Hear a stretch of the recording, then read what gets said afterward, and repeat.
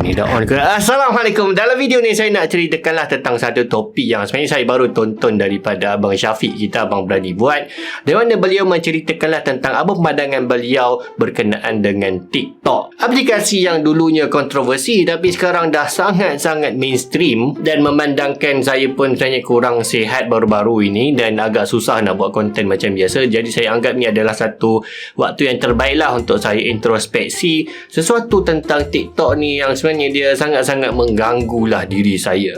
Jadi realitinya ramai yang kata bahawa sekarang ini kita beralih ke zaman TikTok, di mana gegasi macam Facebook pun, dan Facebook ni ada dua lah benda. Yang pertama sekali, kalau korang adalah pengguna Facebook, korang dah kena buat health check up, dah kena buat pemeriksaan kesihatan. Sebab tu tandanya korang dah tueh dah tu, tueh. Dan yang kedua, kita tengok bahawa Mark Zuckerberg, pengasas Facebook ni, dia nampaknya sangat-sangat struggle dengan pesaingnya yang sangat-sangat besar, sangat utama sekarang ni, iaitu TikTok. Sekarang ni kita dapat tengok Instagram, even Facebook pun dia banyak mengubah algoritma dia sampai kita pun jadi macam tak kenal dah aplikasi yang kita biasa guna ni, semata-mata sebab dia nak melawan algoritma yang sangat-sangat dahsyat dimenangi oleh TikTok. Dan macam tu juga kita tengok dalam YouTube, diorang start buat YouTube Shorts, dan Ajar pun sebenarnya ada buat jugalah akaun TikTok sendiri. Tak tahulah korang perasan ke tak, tapi itulah dalam akaun ni kita duk potong-potong je lah video-video yang kita duk upload macam biasa ke YouTube, Facebook tu, dan kita buat jadi macam sub-sub topik yang kecil. Cumanya yang anehnya itulah video-video yang kita buat tajuk yang educational betul-betul lah, dia punya view je takat gitu je lah, tapi tajuk macam meripik-keripik, cerita pasal cara orang gelak, ramai betul kan tengok. Tapi itu bukan masalah TikTok lah, dekat platform lain pun sama je. Kita banyak buat konten yang kita put effort, orang tak tengok konten meripik-keripik, itu pula yang viral je dah. Cumanya nak bagi tahu bahawa TikTok ni dia menakutkan bagi saya.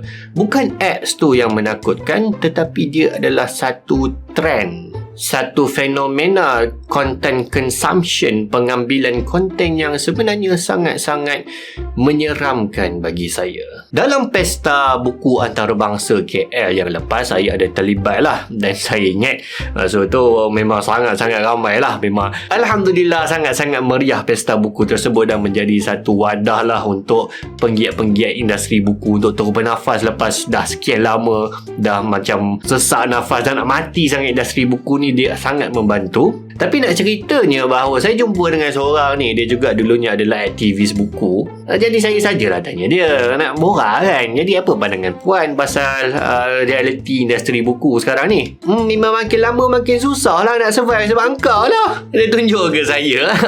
Tapi memang mungkin sebab nak berseluruh je kot.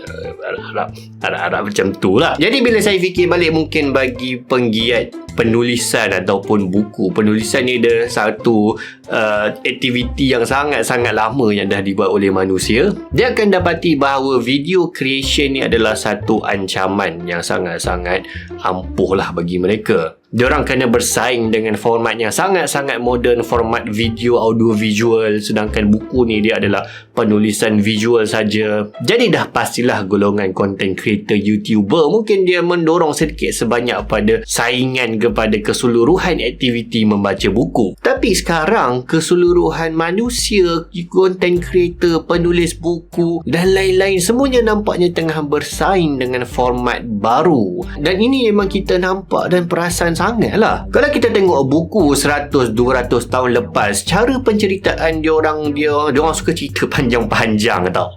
Jadi ada satu sindrom namanya Lord of the Rings syndrome. Lord of the Rings ni dia satu filem yang sangat-sangat epik lah, perang, persahabatan. Jadi orang bila tengok filem tu, dan dia jadi filem antara terhebat, paling berjaya dalam sejarah, orang pun nak belilah buku dia. Orang nak rasa kehebatan tersebut dalam buku. Tapi bila diorang buka buku Lord of the Rings tu, diorang baca macam dah satu topi 20 muka surat dan tak ada apa pun jadi pun. Dia cerita pasal padang yang luas, rumput-rumput menari di tiup angin, jendela ufuk langit. Nak cerita pasal pemandangan pun dah berapa muka surat dia spend. Dan ini kita faham lah bahawa dulu, zaman dulu, orang memang dia isi masa dengan membaca buku. Jadi buku tu dia akan buat sepanjang mungkin untuk mengisi masa pembaca dia. Tapi kalau kita tengok buku sekarang, dan ini memang kita boleh jumpa satu satu trend yang sangat mungkin menarik lah kita jumpa dalam pesta buku yang lepas. Antara buku-buku best selling adalah buku-buku yang saya panggil sebagai buku-buku TikTok. Buku TikTok ni macam mana? Satu muka surat, satu perenggan. Ceritalah pasal feeling ke, kena reject dengan girlfriend ke apa ke. Satu muka surat, satu perenggan. Memang betul 10 minit boleh habis baca buku tu, tapi itu adalah realiti buku best selling sekarang. Kalau dulu filem-filem dia ada banyak panning shots, dia tunjuk pemandangan panorama, kadang-kadang seminit nak tunjuk keindahan, tapi sekarang dah tak boleh dah. Sekarang setiap scene mesti kena laju, mesti kena bermakna. Kalau tak, orang akan cepat bosan. Dan perkara ni diturut terbawa masuk ke dalam dunia content creation, di mana content video kena dibuat makin streamline. Diorang kena buat makin padat, makin compact, dan satu message yang sangat padat hanya boleh disampaikan dalam beberapa saat atau beberapa minit je. Dan ini memang satu struggle jugalah bagi saya sebagai content creator. Bila saya nak kena buat 10 ke 15 saat yang pertama je, mesti dah kena tangkap dah minat orang yang diorang ada banyak lagi benda diorang nak scroll ni. Jadi diorang terjumpa video saya ke ini dekat Facebook lah, ataupun kat YouTube sekali, diorang kena ada reason, kena ada sebab kenapa diorang nak stay lebih daripada 10-15 saat. Dan bila diorang dah dapat stay lebih daripada tu, kita pula kena kekalkan retention diorang, kena kekalkan tumpuan diorang pada video yang sama, sampailah akhirnya diorang akan belah.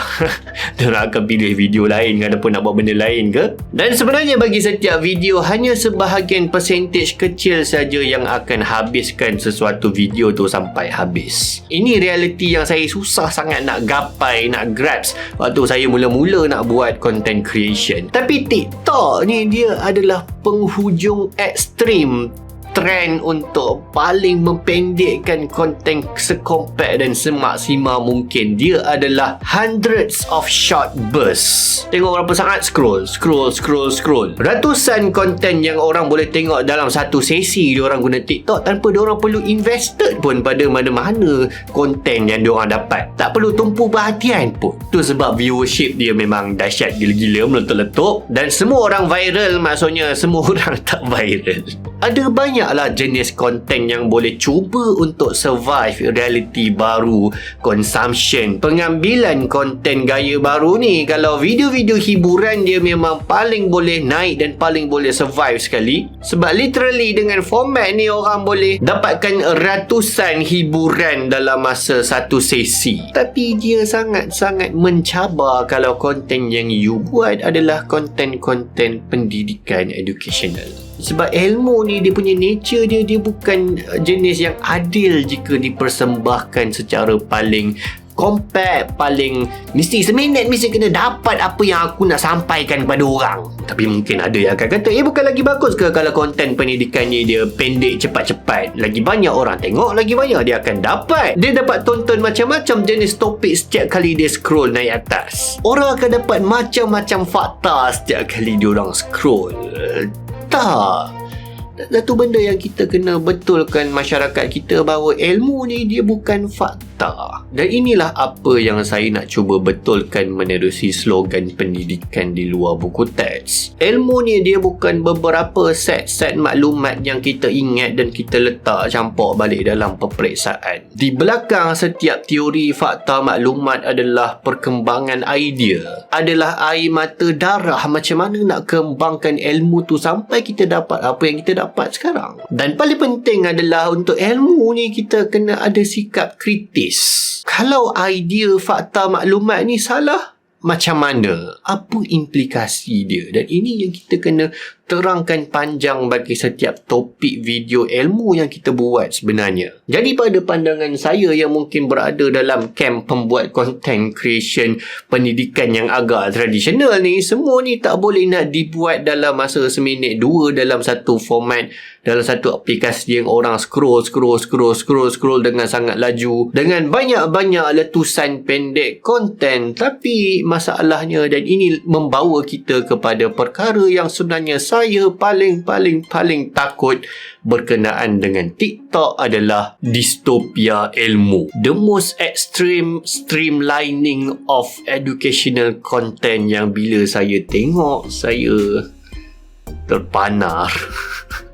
tak tahu nak komen, tak tahu nak fikir apa tentang sisi paling aneh konten TikTok, konten di mana cikgu-cikgu penyampai pendidik diorang menari diikuti dengan lagu-lagu viral Smabi Dance, lagu benda sambil tunjuk pada flying text, menunjukkan maklumat-maklumat, menunjukkan fakta-fakta perubatan, sains, matematik, agama. Dan benda ni dia taklah salah, taklah nak kata salah, dia adalah satu kata natural progression lah. Sebab TikTok ni antara cara dia viral adalah menerusi lagu-lagu tertentu yang kita boleh tekan dekat lagu tu dan kemudian kita boleh hop on the bandwagon. Kita boleh buat konten tarian yang sama daripada lagu tersebut.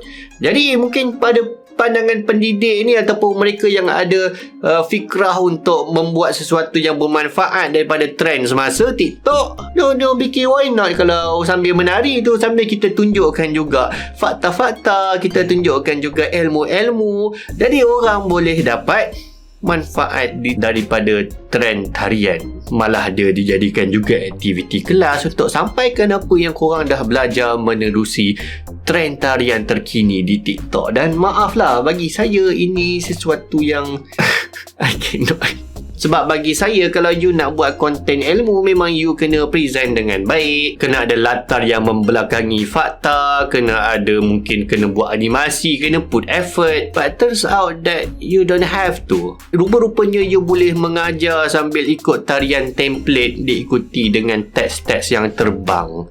Dan realiti ni susah saya nak terima, dia adalah macam satu distopia. Dan saya jadi macam takut dengan masa depan. Macam mana agaknya pembelajaran pada masa depan kalau sekarang pun streamlining dia dah terlampau ekstrim dan terlampau macam tak boleh saya nak terima langsung, atau paling-paling saya tak boleh nak faham apa evolusi konten pendidikan selepas ni. Adakah sebenarnya sejarah akan berkitar semula? Kita akan batah balik, oh semua orang dah macam tinggalkan trend yang menuntut ilmu dalam masa 1 minit ni, kembali kepada video panjang atau kembali kepada buku. Dan itu yang kita nampak pada sesetengah fenomena dalam dunia sekarang ni. Kereta jadi makin lama makin kotak balik.